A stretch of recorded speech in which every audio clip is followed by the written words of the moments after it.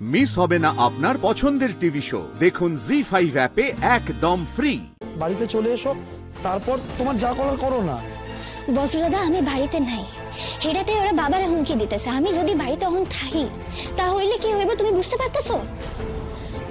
আমি আমার লড়াইতে তোমাকে কাউরে জড়াইতে চাইতেছি না গো।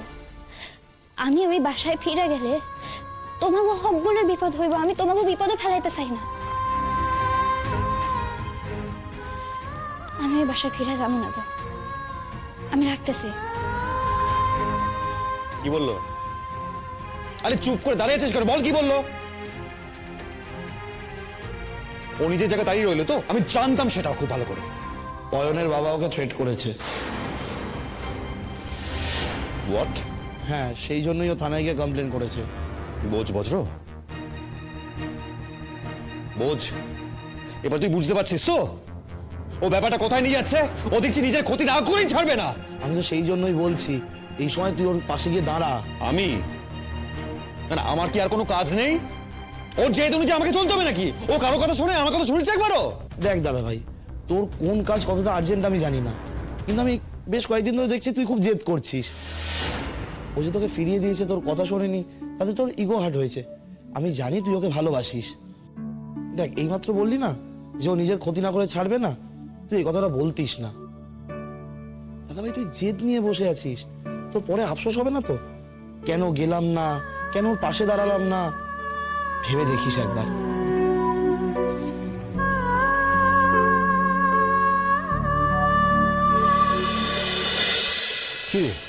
কি হইলো? বাবা তুমি একটু থাও তো, আমি আইতেছি।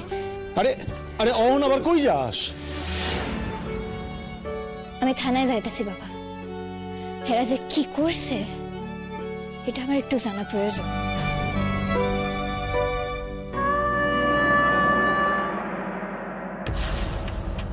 সবে তো ডায়েরি করেছেন, এখনো কয়েক ঘন্টা হয়নি। এর মধ্যে ব্যবস্থা নেওয়া যায় নাকি? আমরা তদন্ত করব, আমাদের একটু সময় দিতে হবে। আপনি কি তদন্ত শুরু করছেন? রে, আমাদের তো আরো অনেক কাজ আছে নাকি? ঠিক সময় শুরু করব।